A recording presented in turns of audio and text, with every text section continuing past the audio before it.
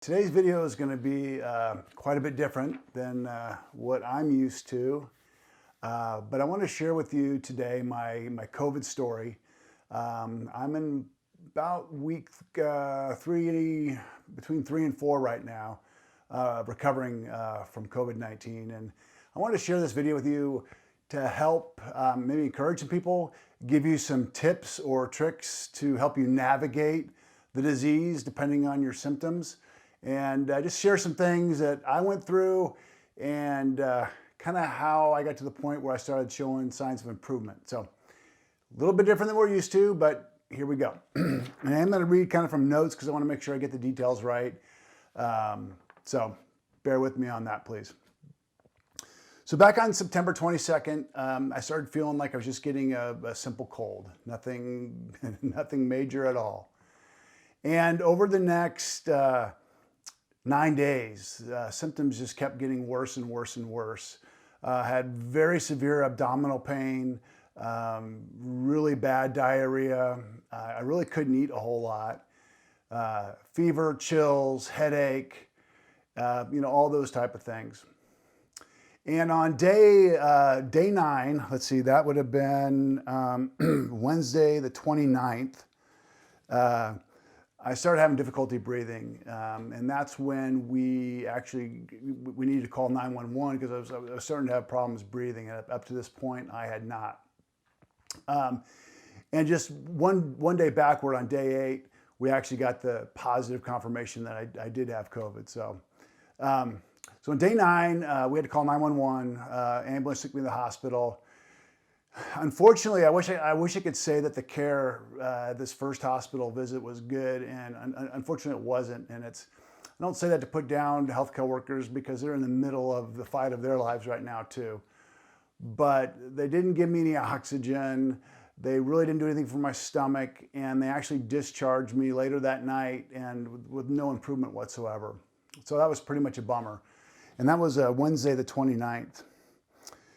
2 days later, October 1st, my wife took me to a clinic to get, I believe it's called the Regeneron, and I'll put it on here on the screen, but Regeneron therapy, something like that, which is supposed to lessen your symptoms. So she dropped me off, and 2 nurses took me back to give me the treatment. And when they took me back, I guess my oxygen levels were incredibly low. They said I was gray. Excuse me.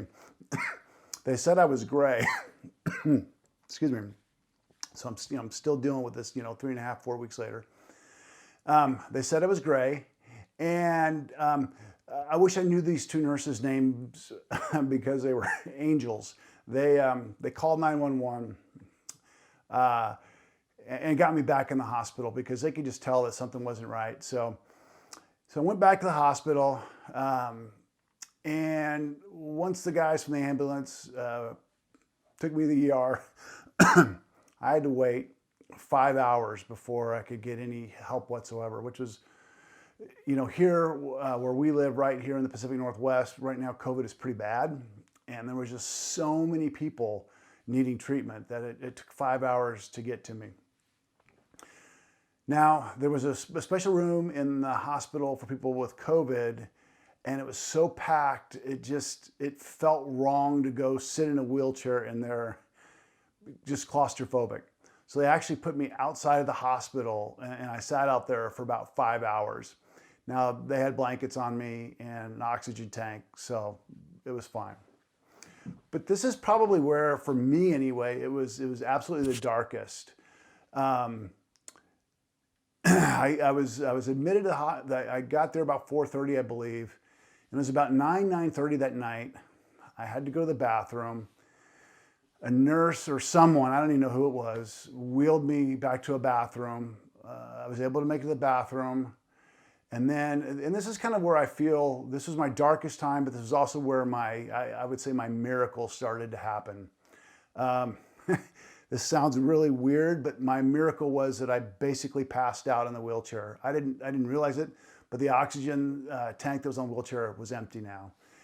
And because I was so slumped over at this point in the chair, somebody's like, this guy needs some help.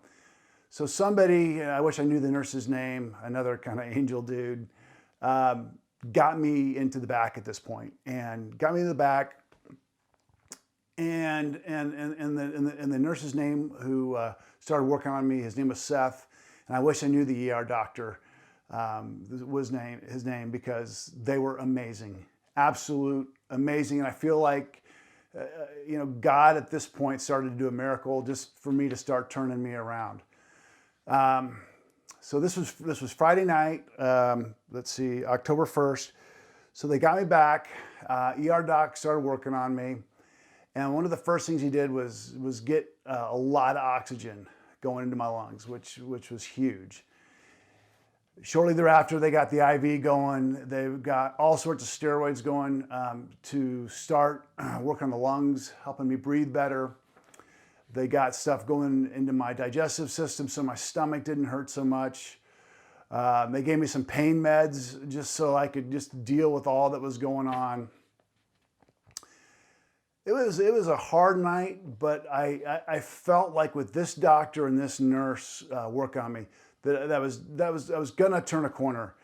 And throughout the night, just with the meds they were giving me through the IV and stuff, and the oxygen, I just started. I did. My hope was building, which was really, really cool.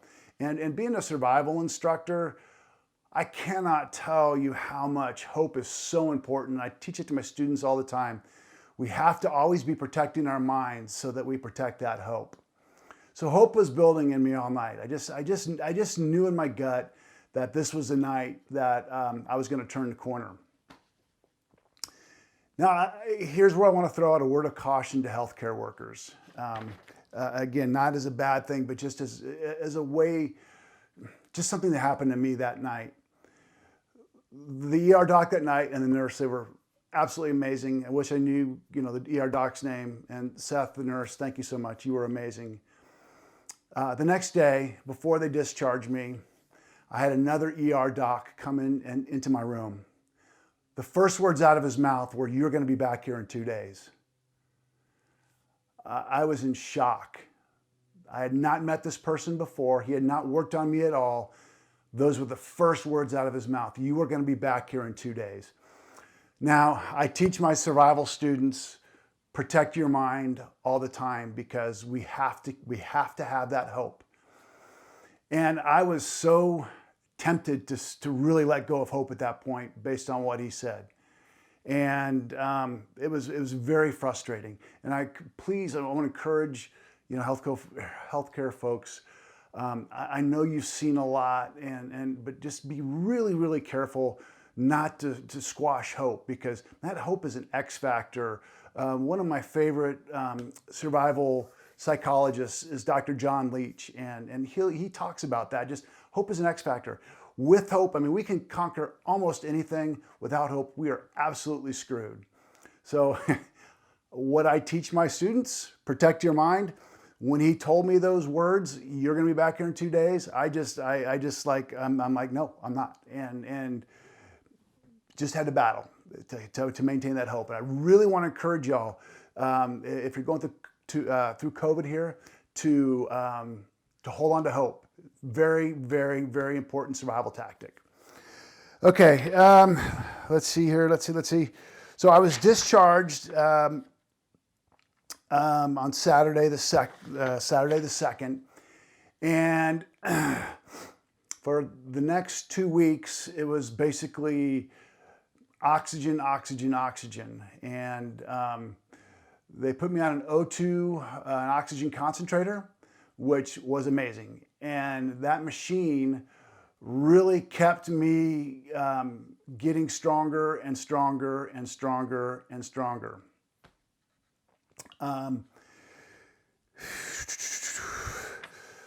The last couple of weeks have been, my energy is probably about 50%, I'm saying. I went back to teaching yesterday and the day before, and today is the 16th. So it took me about 2 weeks of just really lots of oxygen and lots of just sitting on the couch all day, just letting my body fight.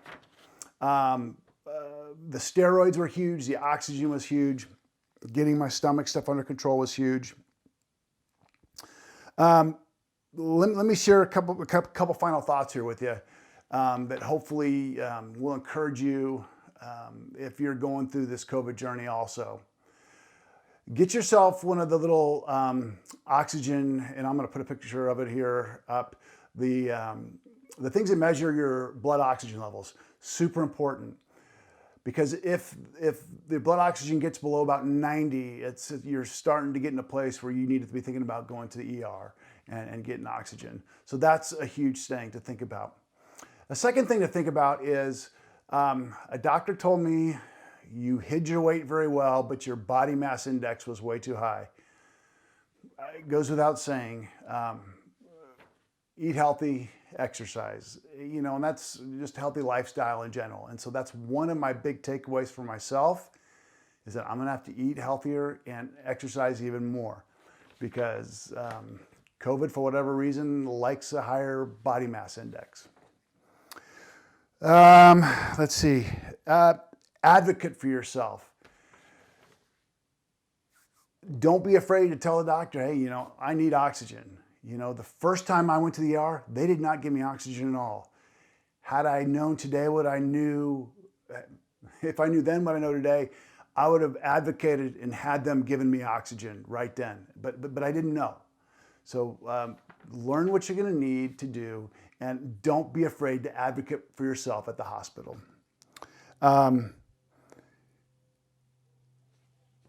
I think the last thought I just want to share with you is how thankful I am to be where I am. I know I've probably got about 2 to 4 weeks left of just not having a lot of energy, and that's just going to take some time to get back. But I am so thankful to be where I'm at now.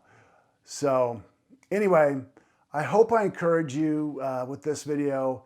If you have any questions, absolutely leave them below. I will do my best to answer all of them, get a conversation going, because I know right now there are so many people in my life that are dealing with COVID now as well, and you probably know a lot as well. So anyway, thank you very much for letting me make this video, and I look forward to making another one here soon. Bye-bye.